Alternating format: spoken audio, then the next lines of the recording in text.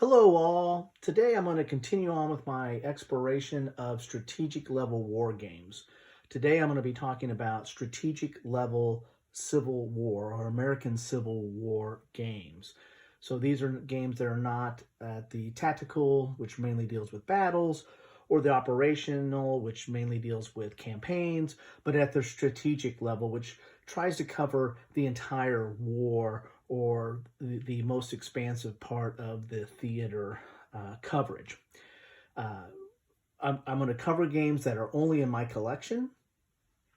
If you recall, the first that I did in this series dealt with the Napoleonic Wars.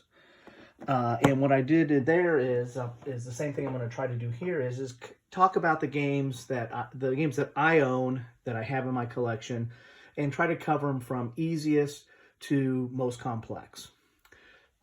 This is not to be exhaustive list. There are a lot of games in this topic that I've played, but I don't own them or don't own them anymore, and so I'm really just covering games that I currently own. Now, the easiest one that I have, or the least complex one that I have on the American Civil War, is not House Divided, but it's this one, The Union Forever. Now, this was a postcard game that was put out by, I got it through, I can't remember which one I got it from, but from Against the Odds magazine. They put out these postcard games that most of the time are, it involve simple battles or individual battles or very unique circumstances. Of course, Against the Odd games themselves cover somewhat unique battles. But this one is a postcard game that really kind of simulates the Anaconda Plan of the Civil War, the American Civil War. So it's very simple. The counters are here. You cut them out. And I think I even have the counters. You get, sometimes when you buy their postcard games or buy their games and get the postcard, you can have the option of getting printed counters for them, or you just, cut these out. And then this is your board. There's your rules. I know that's really small text there, but they're double-sided counters. And then here's your rules. And heck, it's a postcard, right? You can send this to a friend if you want to. And this game uses the standard deck of cards. Relatively easy, relatively simple to play once you get through that really small print of the rules. But this is the easiest game I have on the American Civil War from a strategic level, and it mainly is focusing on the Anaconda Plan of trying to blockade and put a stranglehold on the Confederacy in order for them to surrender. The next one I have in my series, or the next one that I'm going to talk about here, is A House Divided. This is definitely more complex than The Union Forever. This is very similar to when I talked about the Napoleonic Wars. It's very similar to Age of Napoleon, and it's put out by the same publisher, Phalanx Games. This is Frank Chadwick design, and it's very similar in the components as far as you get a mounted board. The rules are not that complicated here. Here's your advanced rules, which is only, 4 pages. Here's your basic rule sheet. And you have a player aid chart on the back. So this is a relatively easy game to get into the American Civil War at a strategic level. You get a mounted map board covering the entire theater, with the Western Theater in Arkansas and Missouri, and all the way over to the Eastern Theater over here. And so this is, again, next on my list as far as complexity. You get big counters here. You have strength points listed on the counters. Very, very nice production. You have some leaders and control markers. And it's more of a somewhat of a point-to-point, definitely not hex. You have your point-to-point. Here's Vicksburg, very important in the Western Theater. And you have rail lines. So, again, very accessible game on the strategic level Civil War. Let's go to the next one higher up, and that would be, in my opinion, the best one on the list, For the People. This is excellent game. And again, just like the Napoleonic, when I was covering the Napoleonic Wars, the Napoleonic Wars game, this, which is a card-driven game and point-to-point, so is For the People. Card-driven game, point-to-point, by Mark Herman, classic designer of these type of, actually designed one of the first in this series of card-driven point-to-point in We the People, and translated it to the American Civil War. This is published by GMT Games. This, what I have is the second printing from 2006. But as I said, it's card-driven, so you're going to have your action points. I can't remember if they're command points or action points in this game, but this will give you your ability to do actions during your turn based on the number. If it's blue or in /gray, then either the north or the south can use that. And you can also use them as for events. And there's several, during the game, and sometimes when you use an event, it comes out of the game. So deck of cards there, that's what drives the game. Your counters are relatively simple. You have your strength points that will be in the different areas. It's somewhat similar to House Divided in that regard, although that's not card-driven. You have your markers and your leaders. As you can tell, I bag things, and here's your control markers, and then here's your Confederates. So I have some, I always print out some extra stuff. So here's the anniversary variant rules that I have there, optional rules. Okay. Let's get to the rules. Here you have the rules of play. So pretty extensive rule book here, 48 pages. The game is not as complex as it would seem if you're familiar with card-driven point-to-point. This is easy to pick up, but again, 48 pages, so it's not for the faint of heart. Some more variants. Okay. Then you get your charts. This is a pretty thick cardboard for your charts. I got another rules of play there. Can't remember another one. And then of course there's a I have the it comes in a paper map, and then I end up getting this a little bit harder, thicker map mounted for the game. But as you can see, it's point to point. And again, so if you're familiar with, We the People, if you're familiar with Paths of Glory, if you're familiar with the Napoleonic Wars, all those have very, very similar systems in how the cards drive the play forward with, the moving the units around. And then, of course, there is combat and there is dice, but the cards are very instrumental in how you move forward in the game.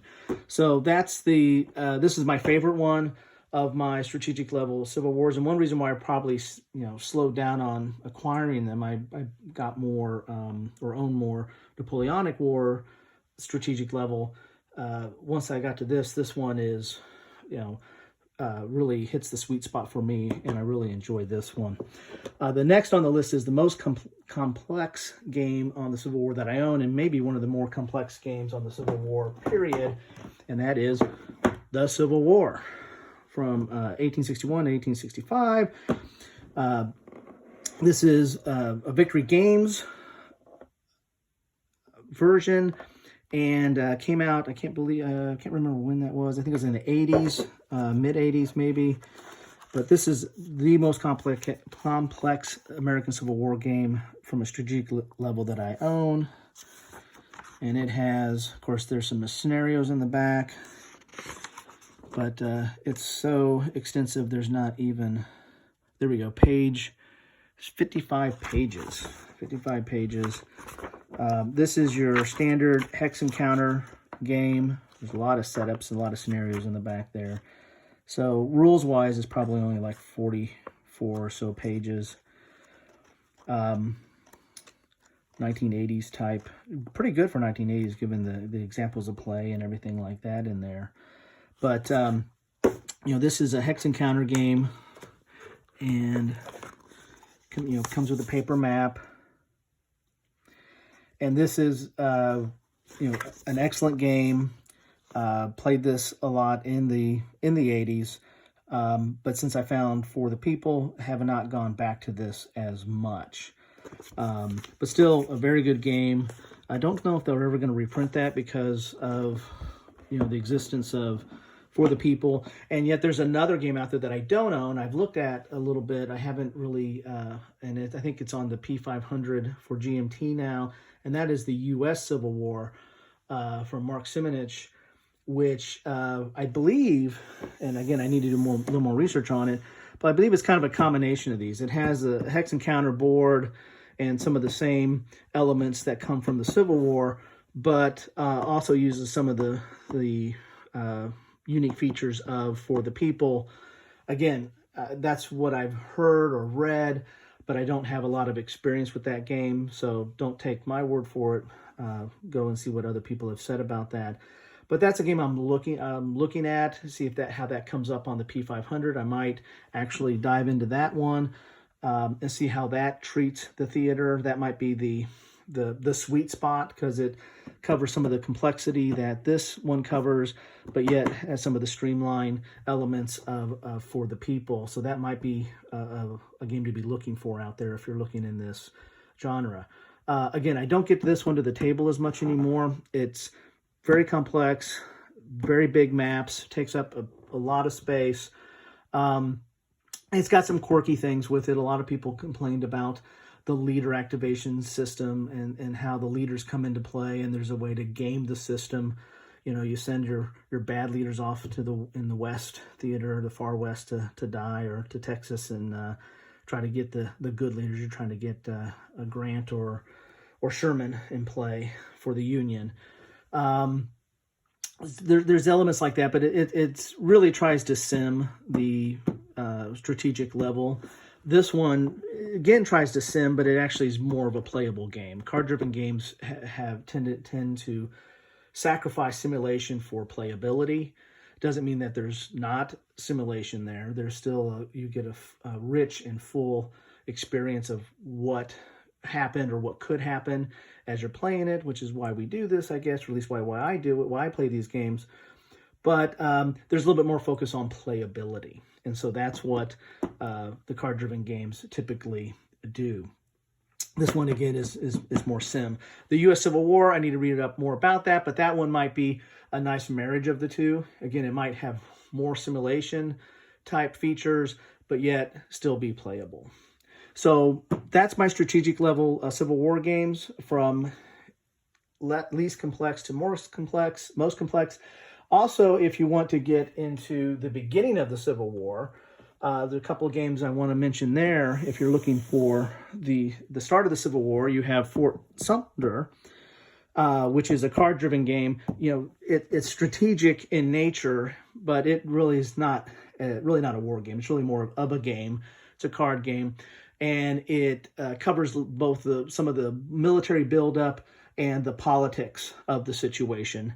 But it gives you somewhat of a feel for the events leading up to the Civil War. And so, good way to start out. Doesn't take very long to play this game, so it's not necessarily a filler. It takes a little bit more time than a filler, but you can play this game and then kind of launch into the more strategic Civil War games. Another one that kind of talks about the pre-Civil War or lead up to the Civil War at a somewhat of a strategic level is Bleeding Kansas. And this kind of really talks about, the expansion westward, and, both the concepts of, coming into Kansas and further west, and, the continuation of slavery and some military buildup and some of the border raids that happened in the Kansas and Missouri border. And, I was born and raised in Missouri, but lived 20 years of my life in Kansas, and now I'm back in Missouri. So I've lived I've gone back and forth over that border several times, and so this is an interesting game that talks about kind of the lead up, and is a little bit more strategic in level in that, well, from a regional standpoint, it covers the expanse west, from Missouri further west, was really kind of a focus on Kansas, hence its name, and really good game as far as dealing with that topic. Not a lot of games deal with that topic. It has cards as well. It has your cubes, so it's got a little bit of a Euro sense to it. These are actually your expansion, or your either your people or your political influence moving westward, and then you have uprisings and violence and kind of terroristic type activities going on along the border. So there you have it, Civil War from a strategic level. Went over the games that, these are the games I own. I'm sure there are other titles out there that are better or deal with issues in unique ways. Feel free to let me know what those are. Feel free to put them in the comments. If you like this, please like it. If you find it interesting, please subscribe. Appreciate any comments on this, and I hope you found this interesting or helpful. Thank you.